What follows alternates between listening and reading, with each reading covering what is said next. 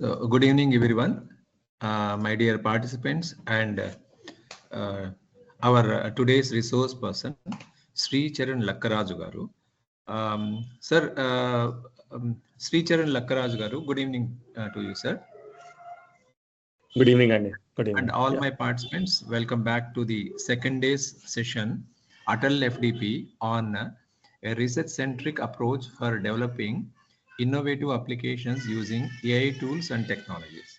Sir, this is the second day's program, and we have as many as 186 participants who have registered for this program, and they are from various backgrounds such as computer science and engineering, artificial intelligence and machine learning, electronics and electrical engineering, data science and data mining, mathematics, physics, chemistry, management and human resources, and pharmacy, health sciences, and from other science backgrounds. So we have totally 186 participants, sir, participating in this program. And today is the second day, and yours is the third session. And you are requested to handle your session up to 7:30 p.m. And I request our Professor Shobana Madam to introduce Sri Charan Lakkaraju, sir. Hello, Shobana Madam. Sir? Please introduce Sri Charan, sir. Okay. Good evening, sir. Good evening, everyone. It's my great pleasure to welcome you all to the highly anticipated session on data visualization techniques for effective communication. Ongoing Atal sponsored online faculty development program. I introduce Sri Charan Lakkaraju is a leader in the education industry with over 15 years of experience driving transformative change and fostering innovation. As the founder and the CEO of Student Tribe, a platform dedicated to bridging opportunity gaps for students from Tier 2 and Tier 3 colleges, he has empowered hundreds of thousands of students to pursue meaningful careers and education. Charan's journey is defined by his ability to blend innovation with thought leadership. Known for his expertise in large team engagement and transformative change management, he has spearheaded projects that have resonated on a global scale. His art of the speaker on topics such as digital campus, entrepreneurship, bootstrapping, preparing for failure, and youth empowerment. His speaking engagement have inspired over 3 lakh students across prestigious institutions, including ISB Hyderabad, IIT Hyderabad, BITS Pilani Hyderabad, Amrita University, JN2H, and Chittaranjan University. A recognized voice that resonates with young minds. Charan's insight continue to influence future leaders and entrepreneurs. Beyond his role at a student tribe, Charan is an angel investor, mentor, and author. He also serves as a mentor at T-Hub and W-Hub, where he supports the next generation of startups and innovators. In 2018, Charan was honored on the Forbes 30 Under 30 Asia list, a testament to his dedication to creating impactful change in the education sector. Based in Hyderabad, India, he remains committed to his mission of empowering the youth through education, entrepreneurship, and mentorship. Thank you, sir. I hand over to section Charan Lakkaraju, sir. Thank you. Okay. Thank you, Sambashwara Garu and ma'am, Shobna ma'am, and others. So more than 50 plus people, and it's the second time. Am I correct? I guess Sambashwara Garu can correct me. I think Yes, last sir. Yes, year. sir. This Last is your year third session in our Atal third FDP, sir. session. Okay, thank you. Good to see a large number of people. I know sometimes FDP sessions make it, majority of them after a tough day at work, you feel like again someone is ready to preach us. So as an entrepreneur, I want to make it very interesting topic because as a CEO of a company and a startup which is running with 50 plus employees, I feel less is more. How many of you agree? Can we make this session interactive, or people want to just say like, okay, fine, I attended, let me get a certificate in FDP. So Yeah, should I just more interactive, sir? More interactive. I'm just asking the participants also, sir. You and me are, Yes. I think, enthusiastic. Maybe we should use chat box very effectively in this conversation. How many of you agree less is more? This topic is connected to that. Maybe let's use chat box. I have opened the chat box. So let's see. Or you can raise your hand, or you can put a chat box message saying that less is more. And what is the top one? I got Shrika Garu has raised her hand. Okay. I think others are busy. Mayuri Garu, second one. Okay. Third. Good. Less is more, because the reason why I say sometimes I think I'll just take one step forward. Most of the times we forget that, we feel like if we talk too much of data, the communication and the attention span is very less today. When I'm saying attention span, you're all faculty and you're handling. Thank you. Almost 5 people have raised their hands, because I asked for less is more. Why I said less is more? Because today standard attention time is 8 seconds. After every 8 seconds, if it is not engaging, people are swiping because of the social media world which we are living in. Each one of you are handling students in 60 numbers, 70 numbers in their classes itself. Guys, first of all, sir, faculty members here, I want to keep it as casual as possible, and I want to create a very good, because I'm investing my 1 hour here. I know some of the sessions they try to show the PPT and they don't talk, but I prefer to have an interaction, because I believe that I can engage people better with real time thing. And this topic about effective communication and using data visualization techniques, what I feel as a storyteller, I feel first we are all as faculty or anyone, any profession, today you name it, a founder, I should be a storyteller to make every employee believe in the vision. How many of you agree that we have to be a good storyteller first? Yes. 1, 2, 3. Any more people? 4, 5, 6. Good. Apologies, I'm making you more engaged because I wanted a good response so that you guys go back and just tell, I learned something today. I know some of the good conversations which we always have is all about good conversations that which we have to have during these FDP sessions. Okay. So why I said that, everybody should be a good storyteller, even a faculty member is a good storyteller. A politician needs to be a good storyteller. A founder needs to be a good storyteller, because we are all selling stories. A salesman is a storyteller. When you guys go for buying a mobile, he tries to sell a story. A politician tries to sell a story or a hope. But when we are using a right data visualization, when we show a chart, when we show a candlestick pattern, a stock market trader is a storyteller, because he tries to tell you a theory. This pattern of candlestick is narrow, candlestick is longer, and the chart is growing. It's a bear market, it's a bull market. You guys will know. How many of you know candlestick here? Is chat box open for you guys, Samshivara Garu, where people can type messages?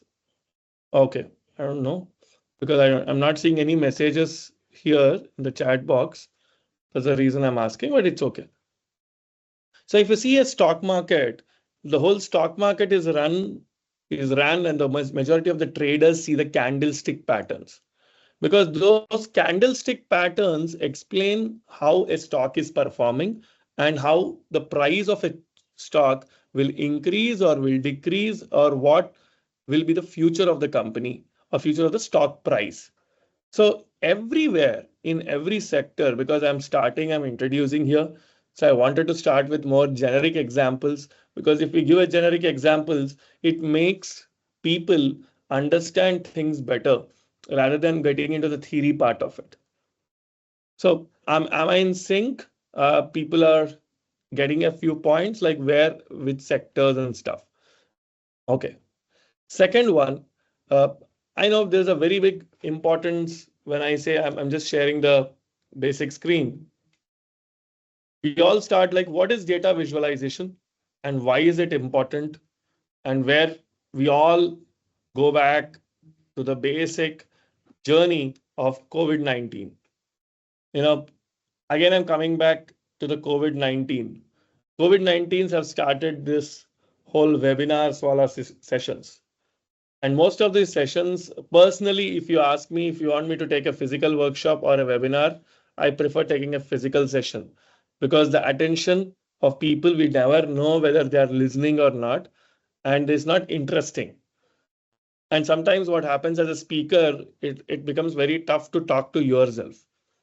And I feel whether they're listening or not, their expressions on faces, it is not visible because of the bandwidth issues. Most of them don't switch on cameras, and we never know. But how do you see whether the communication is effective or not? Most of them try to put graphs or the whole information on pictorial way, because those are the slides which everybody takes pictures. If you remember, if you see if you go to any conference, if anyone puts up a slide, they want to take pictures of the slides where there is a data information which is shown. So as all faculty people, whenever we are creating we want to do an effective communication, any data which is presented in the format of charts or tools is always creating an curiosity among the audience to anticipate some questions around it. Most of the times, because we feel like, the existing data numbers, if you put it in a normal tabular form, and if you put the same thing in a pie chart, it is more attractive to the audience too. And effective communication leads to few pitfalls here and there. But the whole color theory which you use, how many of you know there is some theory? If you use orange as a color, where do you use orange as a color? Any responses? Anyone can unmute or from the audience. There's a kind of a tinge of orange which is used.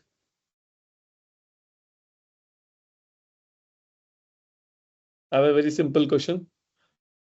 People wanted it to be interactive, but I feel, is it technical difficulty that they're not? Okay.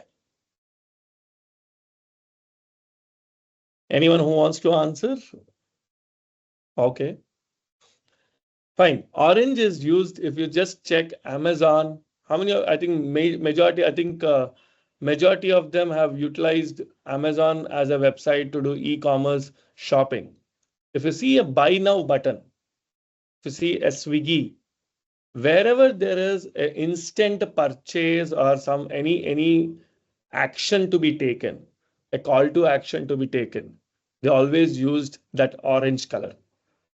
So when you are depicting or when you are conveying a certain topic, each color which is used in the presentation, in a pie chart, and in a bar chart or in a spotted chart, everywhere there is a story behind each color which you use.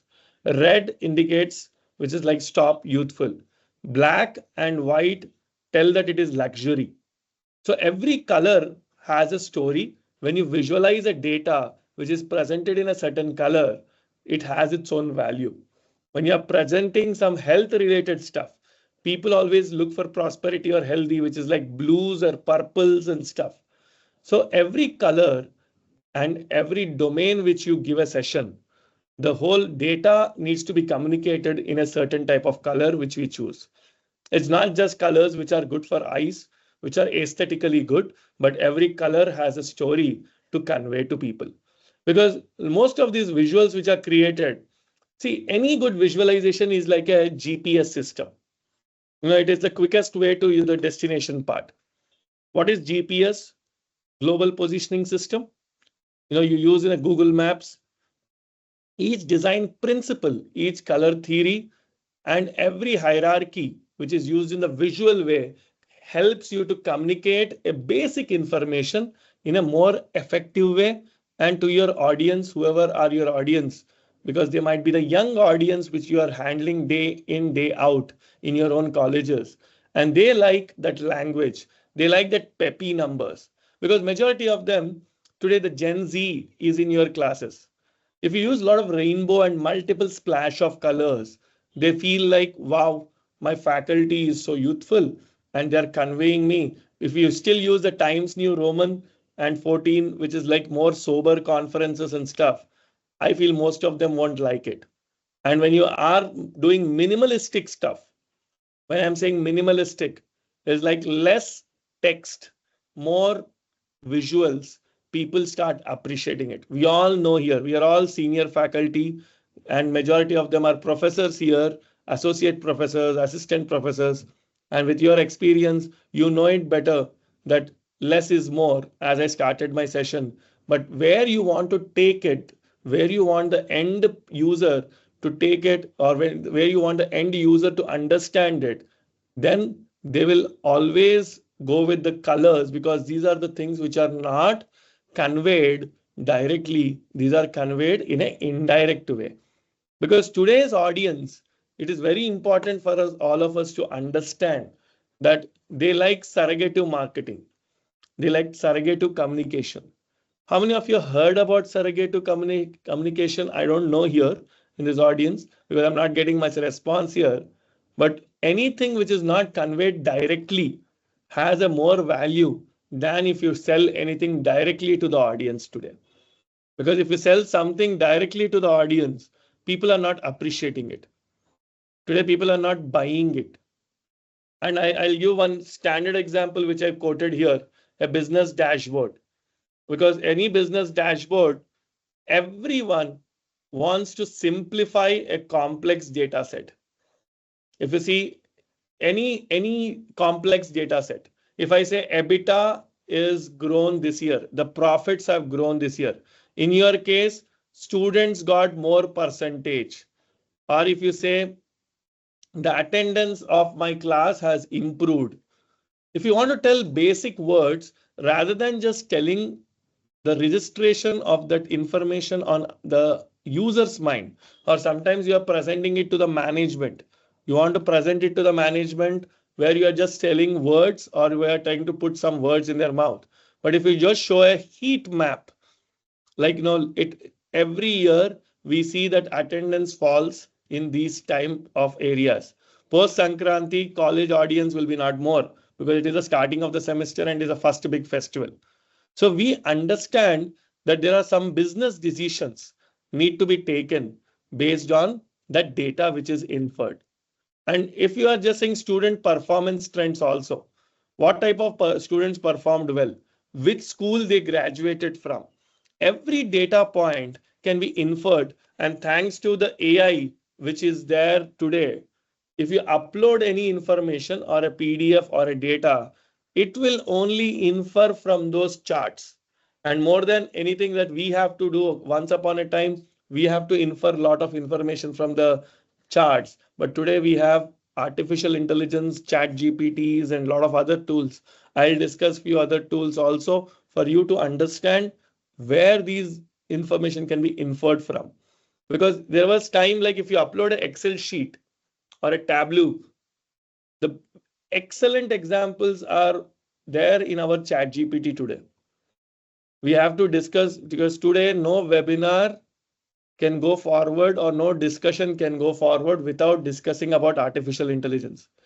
We are all users of artificial intelligence, but we have to know where to utilize that artificial intelligence also. I'll give a very simple example, a bad versus a good visualization. How important is critical thinking? Even we have artificial intelligence also. Recently, I was trying to do a pie chart to present budgeting for the coming financial year. And when I was trying to do that, I'm using ChatGPT for doing that, and the whole presentation was fine and everything. And it gave ChatGPT, it gave a chart, it gave a pie chart because I asked for a pie chart and I've given some inputs, but it did not calculate that if I add all the tiles percentage, it was coming to 114. It did not understand that 100% is a pie chart. When I say 100%, it was saying 33%, 33%, 33%, 4%, 7%, and 4%. I hope people are understanding what I'm trying to say. Most of the times, ChatGPTs also do a mistake when they don't understand the basic data. And as a human, we have a critical role to play to infer the data saying that there's a mistake, because that's a bad visualization. If a ChatGPT is not able to understand, because I think you have encountered a lot of misleading charts sometimes when you are seeing the percentage, especially when they want to manipulate, they use a Y chart and an X chart. And in the Y chart, sometimes they use a certain numbers which are very misleading so that we never understand the right data which has to be inferred. And sometimes some people, it is better to use more than a line chart. How can you use a scatter plot? You might have heard about scatter plotting. Scatter plotting is something where there are different dots which define the whole difference between a basic line chart, because sometimes it is not so straight in line, where there are different scatter plots which are kept, where you infer a lot of data, because it is like generally used for temperatures, heat maps. This is where most of the times as decision makers, the same information, what to choose to convey a certain type of information. Why should we choose a bar chart over a pie chart for comparisons? Why a scatter plot is more effective than a line chart? We are a decision maker for effective communication, because some of the times a pie chart might not be effective to tell comparison between two things, because they're two different charts and you have to put an effort. But if it is a bar chart, it is easily used, where two bars with different color coding is easily explained. So most of the times we have to teach the why behind the choice. Everybody knows to use tools these days. It is not important. It is not so tough. And thanks to artificial intelligence, it's easier for us to check out different tools today. But as a founder, it's the biggest challenge or biggest choice or the decision making that happens with me is which one to choose to present what. Because the three most important things that we always have to understand is clarity, simplicity, and accuracy. Because the easiest pitfall that anybody can fail, or you'll fall flat on your face, is when you choose a wrong chart type. Because if you use a wrong chart type and you are presenting it to a very enlightened audience, you're in a very uncomfortable zone, because let's say your chairman is sitting or your board is sitting. Suddenly, as a faculty, you have to present. An NBA inspection committee is there. You wanted to tell my admissions have grown from last year to this year. My percentage has grown. My alumni is this. Generally, as senior faculty, you'll be, sometimes you can't say no. You have to present before the board. And it's a very awkward situation if there is a certain mistake in that data. And it's very tough to cover it up. And before everyone, it's more like a reality show. And when you are before everyone, you can't even say anything. And overloading visuals also with too much data. Some people just have this much amount of Excel data and they dump it and they say generate a PDF or generate a chart in a Excel sheet. And that has too much of cluttered data, and which is very tough to understand, and it is very misleading the representation. And suddenly that person has certain data report and the graph shows certain thing, and it is misleading, and he will start arguing on that one basic point. So don't just trust systems and create charts, and whatever chart it looks good, it is aesthetically well. But if it is a wrong chart which is chosen and data is misrepresented, and that is creating a misleading, whole presentation will go for a toss. You perform superb as a college, but again, that one basic presentation has created a baggage on the committee's mind, and that will be carried. And this is a very common challenge. I'm not saying I don't want to talk to you guys here because it's like more than 95 people are there attending an FDP, and they just feel like, okay, this guy will be another session. He is just taking any other session. But my value that these many faculty members are coming here, I should not tell anything which is misleading. Because I'm a responsible entrepreneur, I run a company of my own. Today in my organization, 650,000 people, students are there on Student Tribe. I take up a lot of entrepreneurship sessions also, because we are building a LinkedIn like a community. I'm utilizing this opportunity to tell you how much data crunching which we do. What are the skill sets? Which state has which skill set more? And these many people are taking CSC AI now. What will happen after 4 years? Because those many AI people will be there. Now, my big announcement here, I know there are a lot of CSC faculty here. Core branches are going to come back very big time in next few years. Because mechanical guys, robotics guys. And how can we understand it? Because of the data which we crunch on. Because like most of the time, we all understand that everything, because if you see like tools, the basic tools, we all know that Excel is there, Google Sheets is there. We all have been using it in our career. Some of the learned people in the audience might use Power BI, or some of them more like, if they're very good at Python or Python libraries and stuff, they might be using Matplot, Seaborn, or other tools. It's not about using an Excel or using a Tableau or a Power BI or a bigger Python libraries like Matplot or Plotly and stuff. It's about understanding the basic data and using which chart for which data is more important. See, I'll tell you, every storyteller is backed, if he is backed with a data or the insights, the data storytelling, and which will enable the person, because every leader is a decision maker. Because the logic is the interactivity among the data and the kind of a visual hierarchy he has used will qualify, because most of them don't do pre-processing of the data. They directly present the data in a raw format.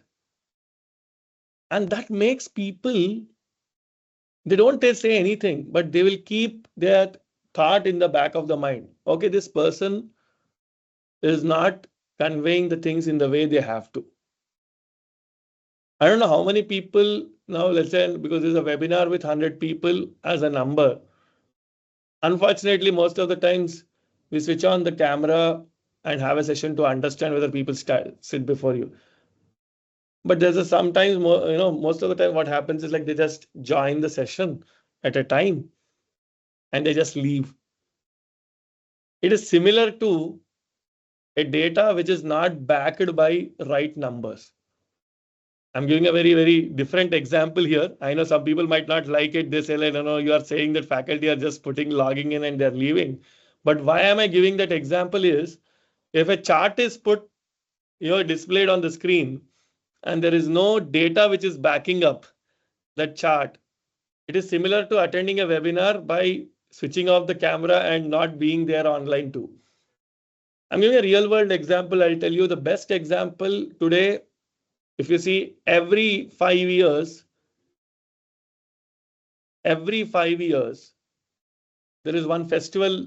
What is the biggest festival in India in the democracy? Anybody can type or unmute and tell.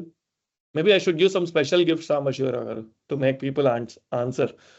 I'm happy to do a Ganpati courier. festival. Ganapati festival. Who was answering it? Election. Ma'am, your good name? Yeah, someone said another answer, some faculty member. Election. Please, sir, what's your name, sir? Nikunj Bhavsar. Excellent, sir. Which college you are a faculty, sir? Nikun, sir? I am from Parul University, Vadodara. Superb, sir. Congratulations, sir. I think I should send a gift to you. It's okay. For sure. No, I'm saying Nikun, sir, answered it right. Elections, I think he is coming from the powerhouse Gujarat, so he knows the value. So the biggest festival in India in democracy is elections.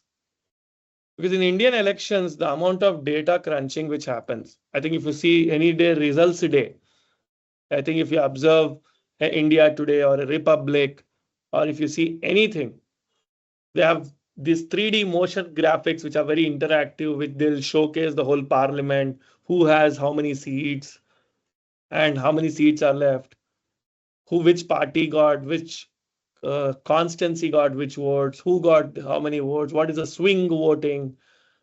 Amount of data visualization which happens on one election day, an election results day, is the biggest use case for data communication, is data visualization. Even a student performance analysis. Now, majority of you are using a lot of tools in your own colleges, because the graphical representation, and I think you might be using a lot of attendance, student info, SIS, student information systems. A lot of these tools are there these days, the ERPs, which are giving you the information. These are useful if you know how to generate proper reports from them. Because deriving insights and understanding a narrative here, because to create a supporting narrative and enhancing understanding in various domains is a very, very different ball game. Because academic to industry, most of us never understand that value. Because in industry, everything they have to back it with data. If you go to any manager or if you go to any CEO or my own startup, when we raise money also, when we go to investors, the first thing they ask, can you share the monthly information, the MIS? And when you share MIS, they check the whole data. What was the last month's revenue and all the stuff. And they don't like an Excel sheet. They don't want to skim through the whole data. They want to just see an image. They want to see a bar chart. What was a breakdown? Where is the expenditure breakdown in a pie chart? So it depends on which chart we use for which process. Because if you're using a wrong chart for a wrong purpose, you are gone. And that leads you to 4 to 5 questions and which will make you look like an amateur. There's a nice book called Storytelling with Data. You know, there's a Cole Knaflic, there's a writer who wrote, because there are a lot of articles on some platforms like Data Wrapper or a Tableau Public. But there's a nice book called Storytelling with Data. The storytelling with data, because every political leader is a good storyteller, but sometimes when they start talking about data, that's where they fall flat. And these days, according to your story, they try to change the data also. That's a different story. I don't want to go there. But how you want to present the data, which are the heads, under which heads you want to present the data, depends on how do we clearly define it. I'll give an example which happened as a startup to me. Current Andhra Pradesh Chief Minister is a very IT focused Chief Minister. Long time back, he created an interactive dashboard inside his CM's office. And that interactive dashboard was all talking about the farmer's utilization in, when he touches, it's a touch screen. If he has a big map of the state, he touches one district, He understands what is the rainfall there, because the real-time data of rainfall from meteorology department starts coming in. So he understands the rainfall is low in one area. And he understands the information from other areas, that what is the collection by FCI, the Food Corporation of India, how much it is getting procured, what is the MSP. So all the data, when it is interconnected, if you have a single interactive dashboard, the communication or the hierarchy level, the people who are there, it becomes so easier to convey to that your subordinates also. You can question your collector, you can question your. Now, comparatively, relatively, if you put it in your own faculty, in your own college, just imagine a vice chancellor having an interactive dashboard.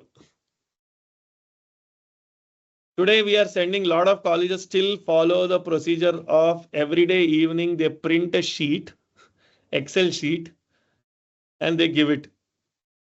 What is the attendance in each class? But if you create a red, green kind of a color coding and create a dashboard saying that how many reds are there, it means that minimum percentage, 50% से attendance किस class में कम है. If you just sort it with a red color, immediately you'll get the count. The amount of time which is saved, and if you create some automation there, send a message to those faculty, it becomes a more easier job. Even someone can just take it up as a project in macro and create it in Excel also. No need of a Tableau or a larger complicated tool. But if you use a basic, I tell you, there was a simple landing page. These days AI tools are growing like anything. You know, we can in DALL-E, you can create images. You know, if you say, like, I can keep on telling, there's a one website called Pick to Chart. You know, PIKTOCHART, Pick to Chart. And there is something called Rollout, ROLLOUT.site. This is for landing pages. You can create a web page with a prompt. If you give a prompt, you can create a complete landing page. Let's say if some Nikun sir is here, you can say like, you know, I want to create a web page for Parul. If you just create a prompt, if you write 5 lines of prompt, I want a very interactive page which talks about the data insights to the Parul University. There was a time where you have to create all those charts. Now, this website, this AI tool called rollout.site can create a web page. Why is this happening?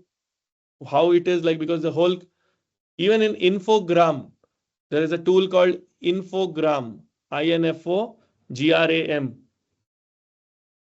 Infogram creates infographics.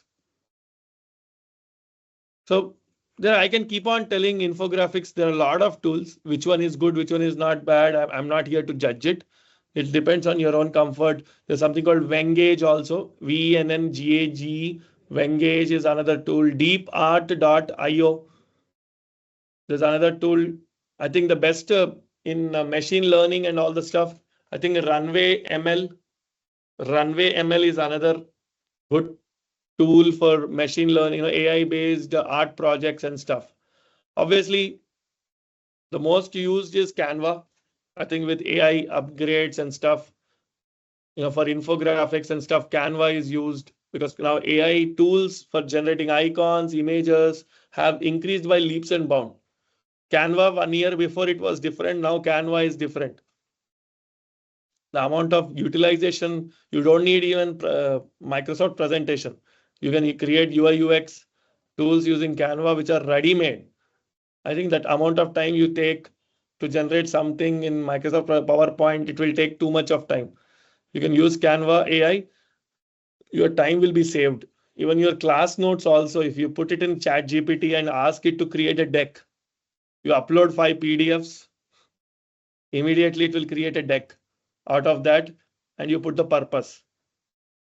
So because you can reinvest that time in a lot of other things, new learning something new, reading a book, or, you know, engaging with some other activity, rather than investing your time to build something which is always taking, you know, lesser time.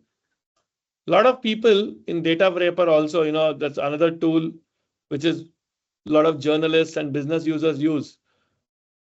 I feel like the maps and the tables which are created today, in next few years, the whole tools like Power BIs and others, the Tableaus and stuff, will become obsolete. Because in next 2 to 3 years, whatever we are discussing today, we have to be aware because we all are in the mid-level and we have a careers before us. It's a situation that where we have to be AI proof. It is not like recession proof. We have to be an AI proof. We have to be handy with these AI tools. Because if it takes one chart to be created for 3 days, today it is half an hour to 45 minutes. It is not going, if we don't know how to use AI, we will be replaced. AI won't replace us. If we don't know how to use AI, then we will be replaced. AI cannot take away anyone's job here. AI, if you don't know how to use AI, then there will be a problem. Because a lot of people think that, okay, what is AI? Why should I create? Why, the charts, and I'm very good at this. Like there are a lot of people who survived only because of Excel. Some people are very good with Excel. Some people build last 2 years to 20 years of profession only using Excel. With all due respect, and Excel is not an easy thing to use. I'm not denying it. But my logic of telling today is like, if you are not upgrading, if you're not upgrading to the next level, because I upload an Excel sheet into a chat GPT that will read it better and give me like in 3 points or 4 points what is needed. So coming back again, the logic which I was telling you, that as a critical thinker, don't trust any information which is given directly with AI. Please always go through that information and go through the data, because sometimes AI is not reading the data inside an image well. Because I got recently, my team presented me a report. I was explaining you the expenditure. When I added all the percentages, it was going beyond 100%. Because they generated that image using a AI tool. But as a human, your role will come when you critically think about it. The critical thinking is the most important quality that you have to possess as a faculty today. Because someone funnily asked me, show the growth of followers over months. And they have just forgot that there was a leap year. And they calculated in a very different way. And the data which was there in the paper, it was different, and the data which was shown was different. The AI engine will never tell you.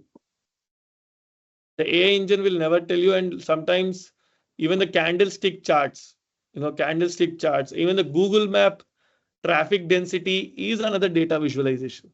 Forget about any other examples. We are seeing the Google Map every other day. The traffic data visualization is another thing. So let's all understand that where are we heading to? We are heading into an era where it started as data, then it moved to charts, then it moved to images. Now it is videos. Now it is shorter videos. People slowly, now because we need a 10 seconds videos or 15-second videos, which conveys things better with these images with very captivating music. I know there are a lot of AI tools which are doing that also, but I'm saying at least our differentiation. Because I'll tell you very funnily, if you see a band, I'm just showing on the screen. I don't know how many people are seeing, but there's a band across my wrist called Whoop. It's a fitness band called Whoop, WHOOP. It's $1 billion company. There is one sensor which checks my pulse, which tells my I'll not register anything. There is one, it is connected with Bluetooth with my mobile. It will tell, I'll not remove it when I'm sleeping also. There is no screen. It is telling my sleep. It is telling my deep sleep. It is telling how many times I am waking up every hour in the night, how many steps I am walking, which activity I am doing, and that is presenting in the form of a chart to me. This month, on Sundays, you slept for 7 hours. On Mondays, you slept for 6 hours. So that data is helping me to calculate my health. You know how much, because sleep is the most important thing for everyone, because that can take care. So I'm saying like the data visualization is not about communicating your regular classwork or a coursework only. It is helping you to that habit of converting everything into a visualization technique will help you in your day-to-day life also. I'm not here only addressing faculty to utilize these things in their classroom. If you make it as a practice in your day-to-day life, you know, a lot of people, my friend has a habit. He has one Excel sheet called personal finance, and he created all the macros. Every day night before he sleeps, he tries to enter all the information into that sheet. Now he created an app saying that whenever he does an expense, he logs it into it. And that sheet is password protected from wife, and he doesn't reveal a lot of information from that. But reason why I'm telling you is like when you know the data at the end of a month, when you look back as an individual, that will make you more disciplined. Whether it is getting into the red or green or orange or whatever category it is. Guys, I want to just maybe take a couple of things, because I don't believe in, I think I've covered all the things. You know, beginner, what is the, you know, resource utilization, what we have to do, visual time allocation in a day, departments.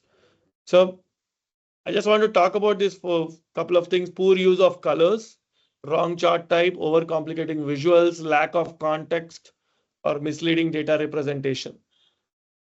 Now, I think I have covered most of the parts.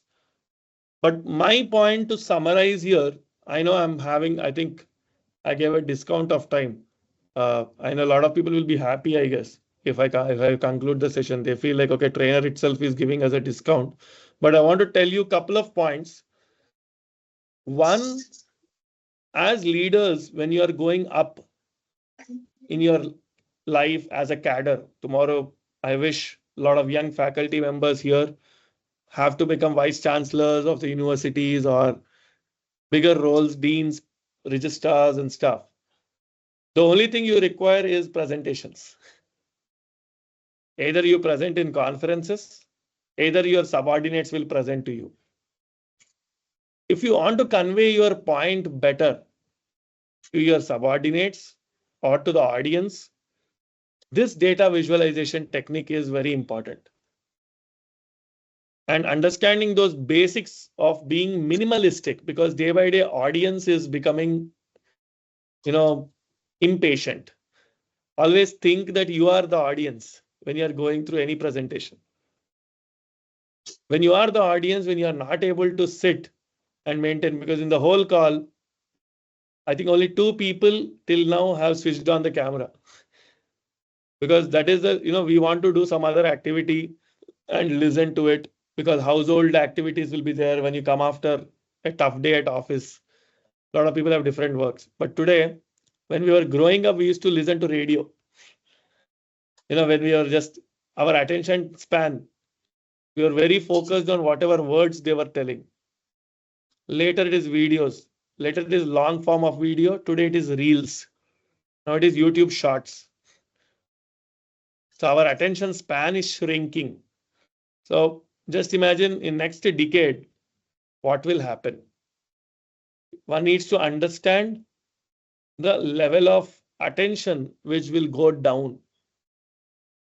And as you guys have to scale new heights, I know faculty development program, mandatory rule, Atal innovation, college says like, you have to attend. All these things are fine. I respect it. There is a notice from HOD, how many faculty attended yesterday.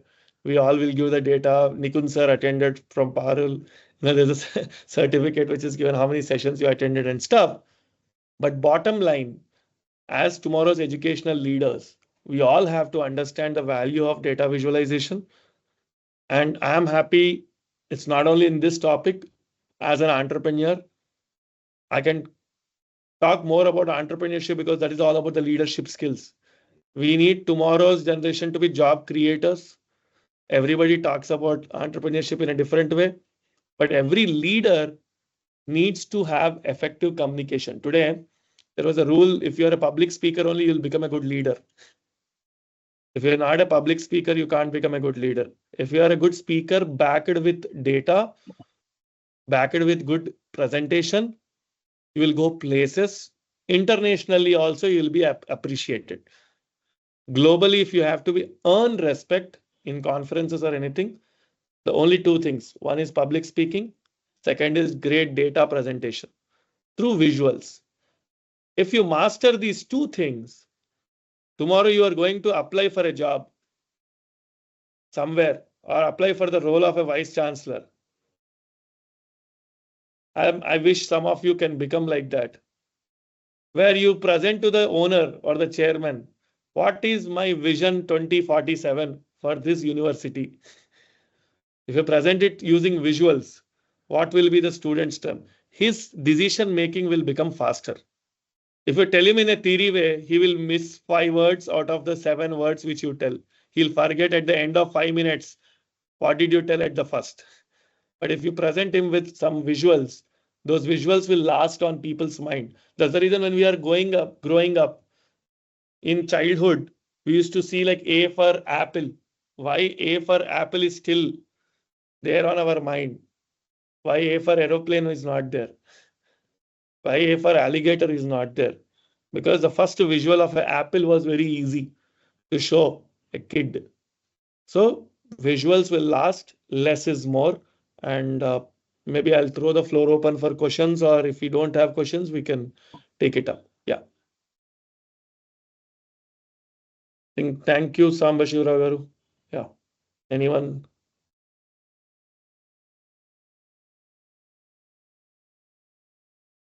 And I'm on LinkedIn as Sri Charan Lakkaraju. My full name is Sri Charan Lakkaraju. I run a company called Student Tribe. Hello, sir. Sir, good evening, sir. Yeah.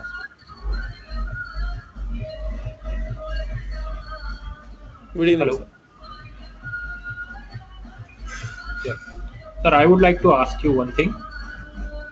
Yes, sir. Yeah, Nikunj here. Suppose as we are discussing about visualization, I heard, I just find out that some teachers in the university are using meme in their presentation, and the students are attracted more towards those kind of content.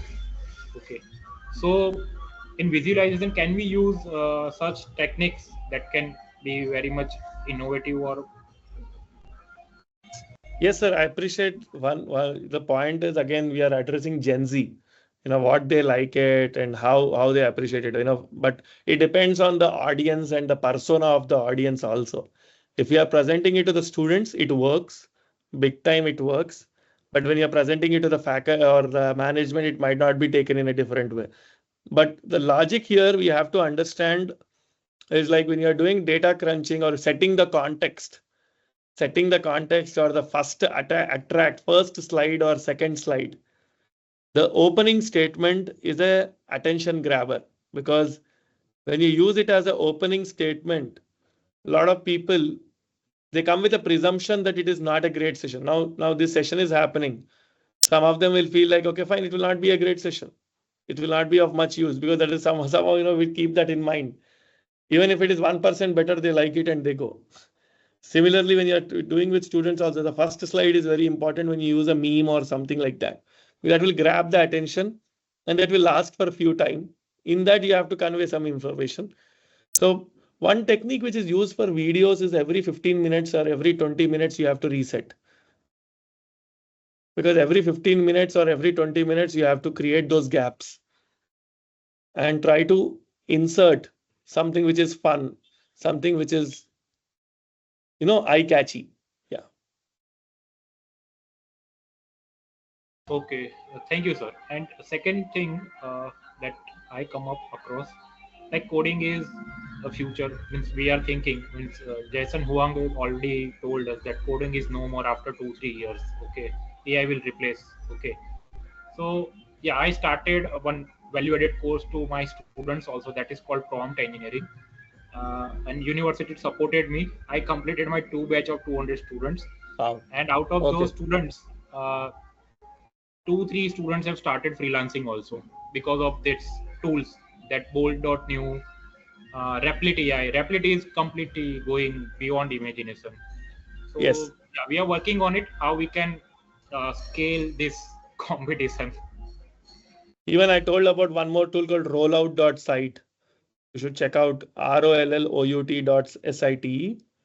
First 5 websites it is giving for free, but from 6th it is charging. You can create a Netflix mobile app, all screens in 10 minutes.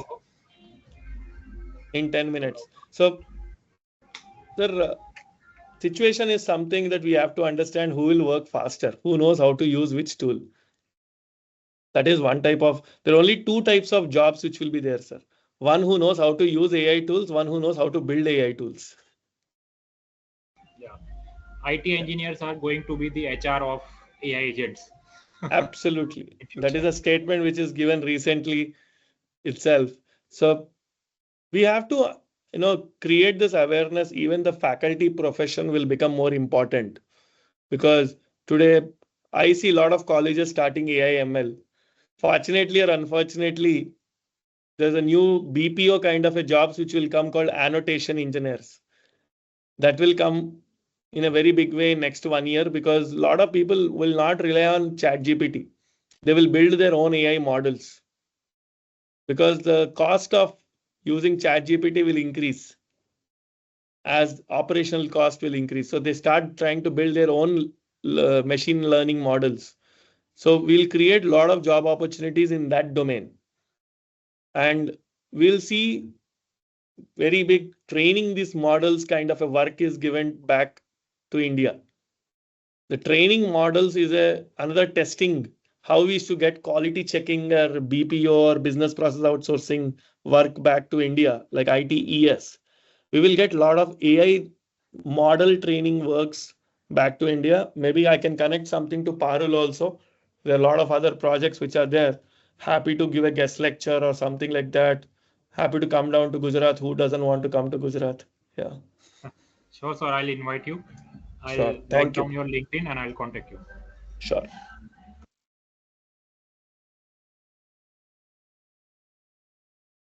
So for everyone, Sri Charan Lakkaraju is my LinkedIn profile, and I'm the founder of Student Tribe and happy to get connected. I think if there are no more questions, I thank Sambashivara Garu and others for giving me this opportunity. Yeah. Sir, I have a question, sir. Yes, sir. Yes. Right now, AI is a buzzword, and there are so many, once again, the words in AI, like a chatbot, machine learning, then whatnot. So quantum computing, all these modern technologies in AI. So can you please tell the areas wherein what kind of job opportunities are available, and which area has to be focused by the students or faculty members? One is agentic AI, sir. The RAG models and stuff. People are creating different agents. It's almost like, chatbot is one word, but the whole idea is tomorrow there will be like agentic AI. People will create agents for every work. I'll give an example. Today, if any CSC guy, they know the whole API testing. There's always like a company called Postman, where there are a lot of API testing or APIs are available. The API level coding is there.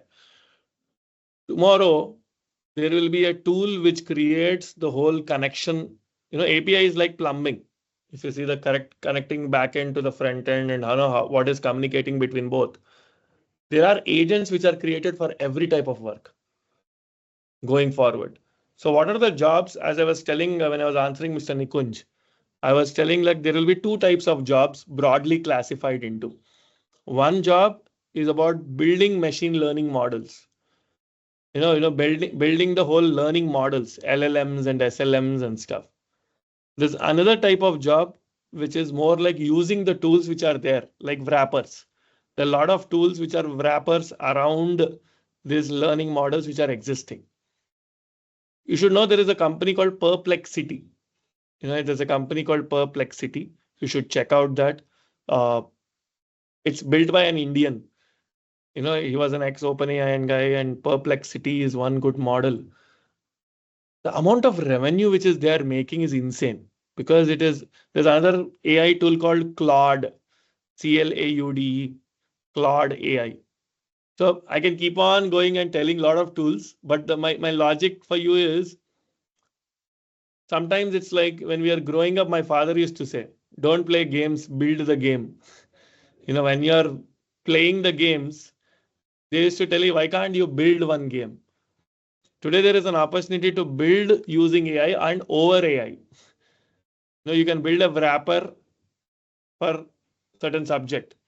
Yesterday, my student came to me and asked, sir, I want to build an AI tool which gives us important questions from the old papers and, putting the PDFs. For him, that is a big problem.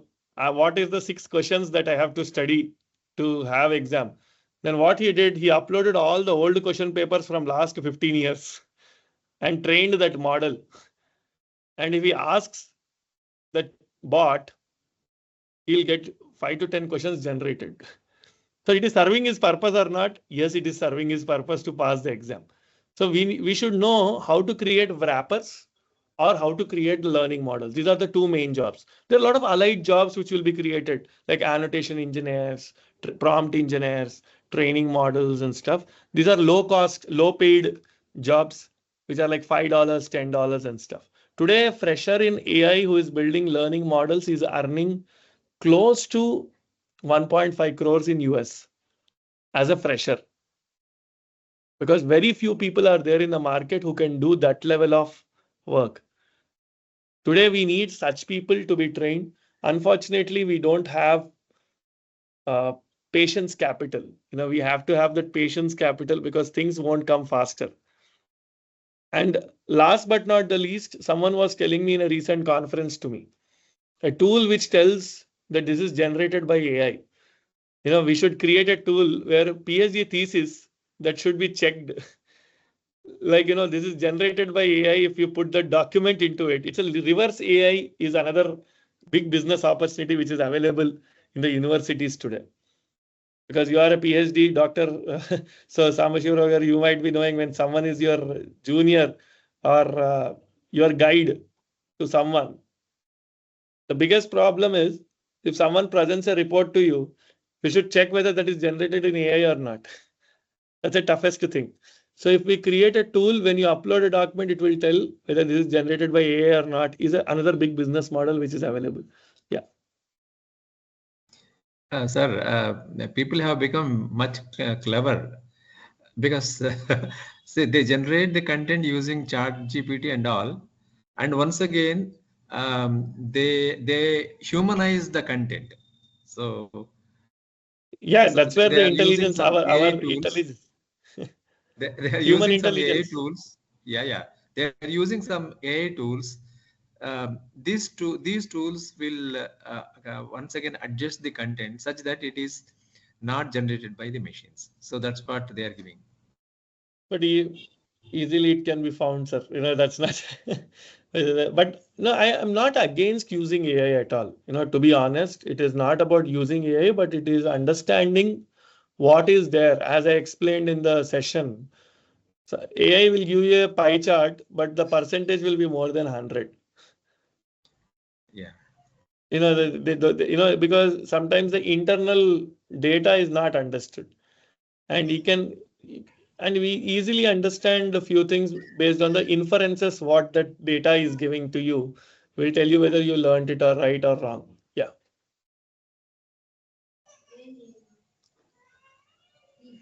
Sir, once again, the data visualization. So to what extent the companies are using this data visualization? Is it really useful to the management, or I mean, you can produce a number of charts, or you can generate as many graphs as possible, visualizations as possible. But whether all are they used in the industry? So what happens is, like, sometimes it summarizes, like, rather than going through a heavy amounts of data, this helps you in the summarization or a quick summarization of the things. Obviously, without data visualization, no meeting will go forward for us in the companies or wherever it is. Especially the product teams, there's a difference between a developer and a product manager. A product manager has to collect the data from the consumers, and he has to have a sample of 500 users or 1000 users to build a better product, to convey what users are going through. I'll give an example of a product manager. How many of you, I think you'll be using Instagram? Every week there is a call which happens inside Instagram Meta team. How many reels are created? How many views are happening? So immediately the screen, the thumb in a UI UX, the thumb is the most important. The plus button is there in the down panel. If the reels are created more, they'll remove the plus button and keep it on the top. It is based on the inference of the data which is given, saying that, okay, this week reels have been generated more. So you don't need more reels, you need more views. So immediately the views button will be kept at the down stand, because users use this thumb more on the phone. So every business decision or a design decision is taken because of the data which is given. So I just give one example to you how it is utilized. Yeah.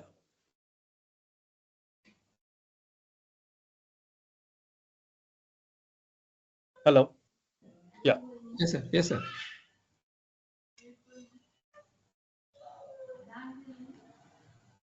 So, sir, please continue.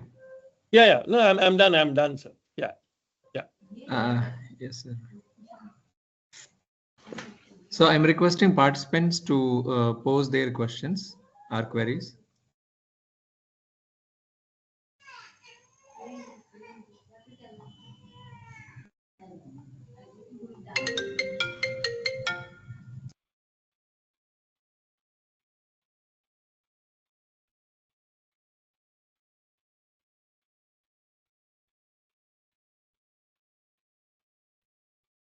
Sir, this is Sudhir from PB Siddhartha College. Hi, sir. Sir, I want to know about how to bridge the skill gap between AI and non-AI coders. Sir, continuous upskilling is the only way, and I'm giving a generic answer. But personally, what I feel is like every day, how can we create a certain learning experience by exploring ourselves to different tools is the most important thing. First. Second, AI learning more than at this point of time, we should know which tool to use. If not building an AI, I personally feel a faculty student combination should be built, using a new startup. Maybe the faculty should collaborate with a student to build certain thing in AI. Yes, sir. Because I personally feel after a point, our learning becomes stagnant. First, maybe attending different AI hackathons and taking up different problem statements will make us better understand about a lot of things. Yeah. Okay, sir. I would like to add something regarding this thing. Can I? Yes, Nikhil. Yeah. Actually, what I feel, because we need to be more like, we need to be prompt engineers. Teachers should be okay. So then and then they can pass this knowledge to students. Okay, and the project work that is happening in 6th sem and 7th sem, that should be with the help of AI. We should tell students that complexity can be reduced with the help of these AI tools. We can start with these things.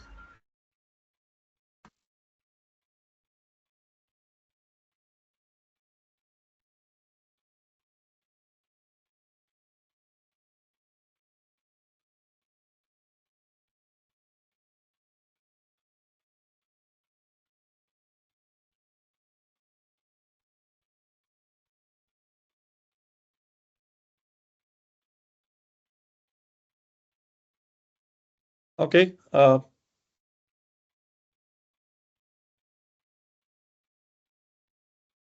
guess then thank you for everyone for joining. I think I'll just give a concluding note. First, a couple of things like a lot of gig works will come in the AI. I request every faculty member to understand that going forward, gig economy will grow. The smaller works like, annotation, video annotation, a lot of other projects will come to India. We have to be smart enough to guide our students to take such opportunities also. And in the world of AI, it is better to be busy. And critical thinking plays a very big role going forward. Yeah. Thank you, Samshiva Garu, for others to coordinate this.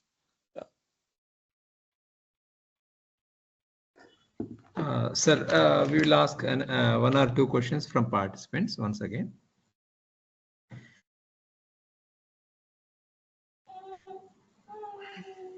Charan sir. Yeah. Sir, Deepak Singh this side. I am just asking, is there any AI tools which is available for to generate e-commerce websites like Amazon or the Flipkarts or the Urban Clap is also their segment? Yes, you can check out rollout.site, rollout.site. Rollout site. Rollout, rollout.site. Site. Okay. .site, site, rollout.site. Give a right prompt, you will get a complete landing and everything. If you take the premium version, you will get the other stuff also. Yeah. Okay, sir. Sir, there is some possibility which is not happening in the AICTC or the UGC curriculum, like the peoples, those who are studying in a UG program or the PG programs, they are having the project report in the 5th sem or the 6th sem also, or the in a UG program, or for the PG program, they will get sometimes a project report or research project in the last semesters or 3rd or 4th semesters also. So the peoples who are developed to startup segment, the faculty they have to work with that students, those having some eagerly to interest in that particular segment for startups, but it could not be happened due to some time period whenever they are interested due to project reports sometime. Mm-hmm. So is there any suggestion that could be possible to considerable? Like I'm not getting your question exactly, but can you just be more specific, like what you want, like any suggestion to ACT or something? I didn't understand. Like, I am just asking which there is some certain possibility which is happening in a foreign universities also. They are doing differently, which is not going on in the Indian universities for the UG program of the PG program. see, personally, I feel like continuous learning should be encouraged. Number one, it's like that is the way forward, because if you're not encouraging the continuous learning, irrespective of whatever it is, it doesn't make sense. Second, I feel a lot of electives have to be brought, and that flexibility. See, rules are there, but at the end of the day, the interest of the student also matters a lot. Yeah.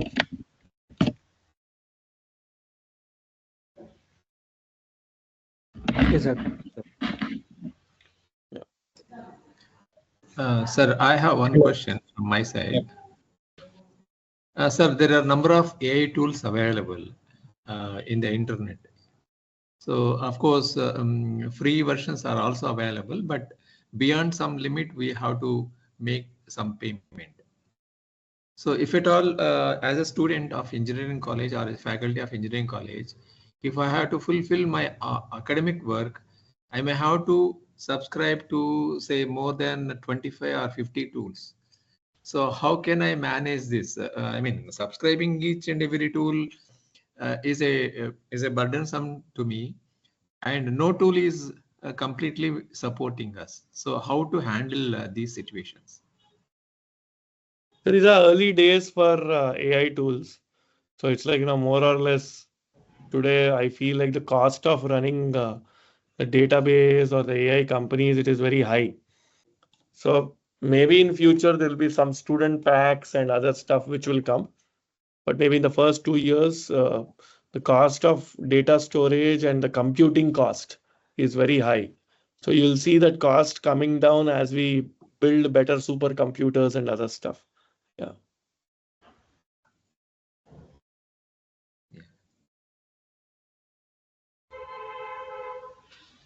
Good evening, sir. I have one doubt. In the starting session, you told that different graphs when we have to use different types of graphs, means of scatter, bar chart, like this.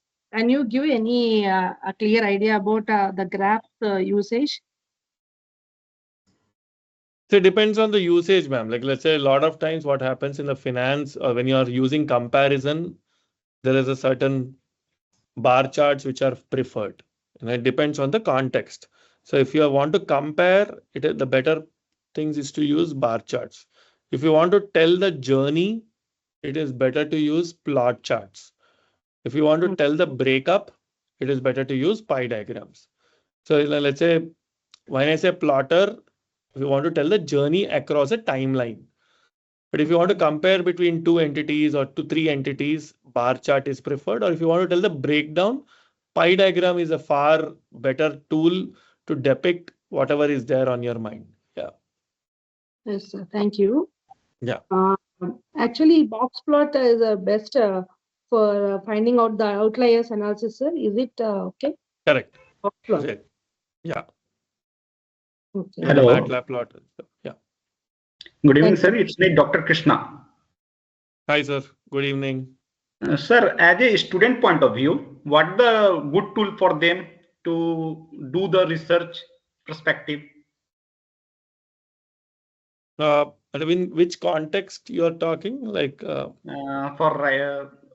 Suppose we want a project in a final year for the students, and for that we want they have only 4 to 5 months to complete their project, and we want also for the publications.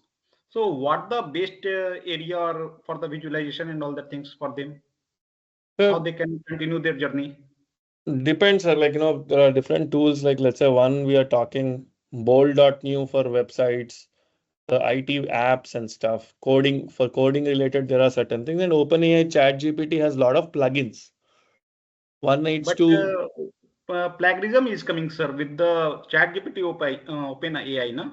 Plagiarism Yes, is sir. there. 2018 also that identified those. is Plagiarism. something which we have to live with it, because if you're using any OpenAI tools, plagiarism is not.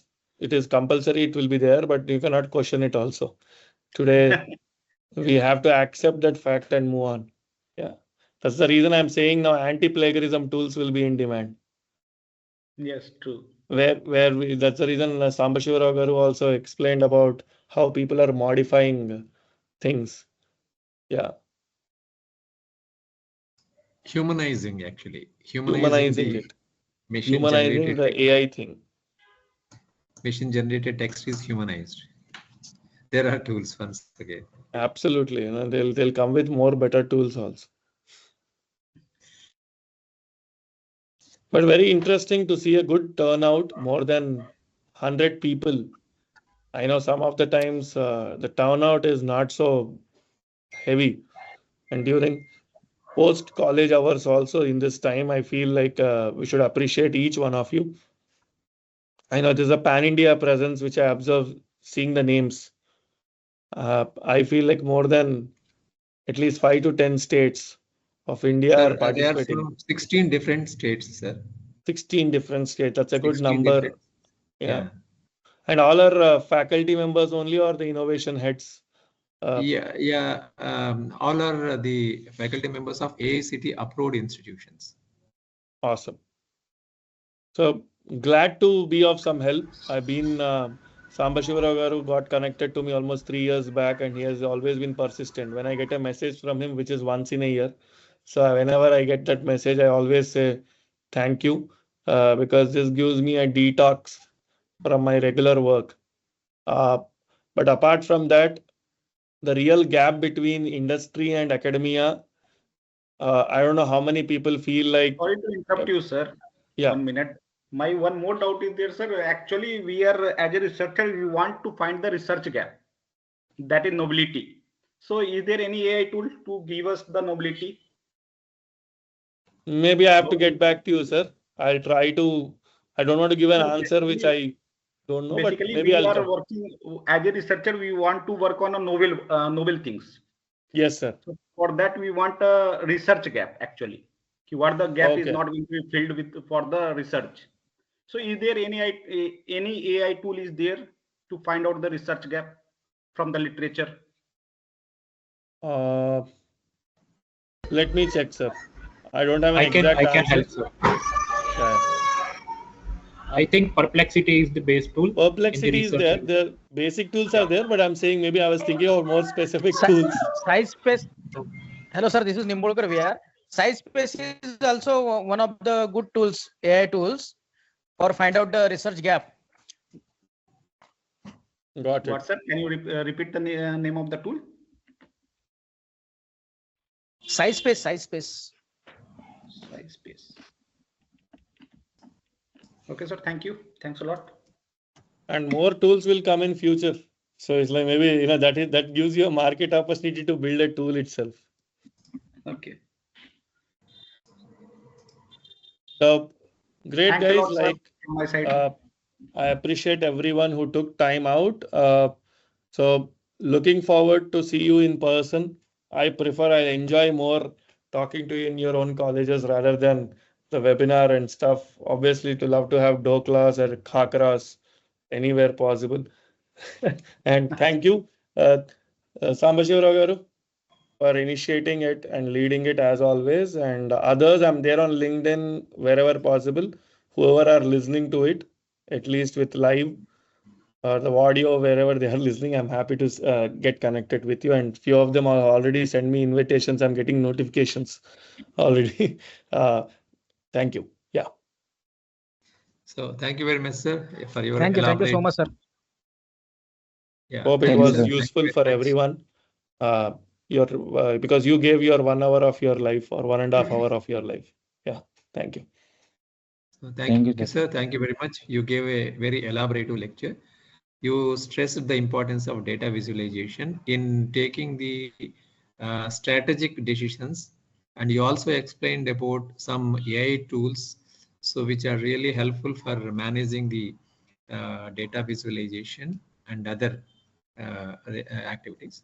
So thank you very much, sir. Hope our participants have understood your topic very well, and they may reach you at any point of time over your LinkedIn. So thank you very much, sir. Thank you, Thanks sir. for handling.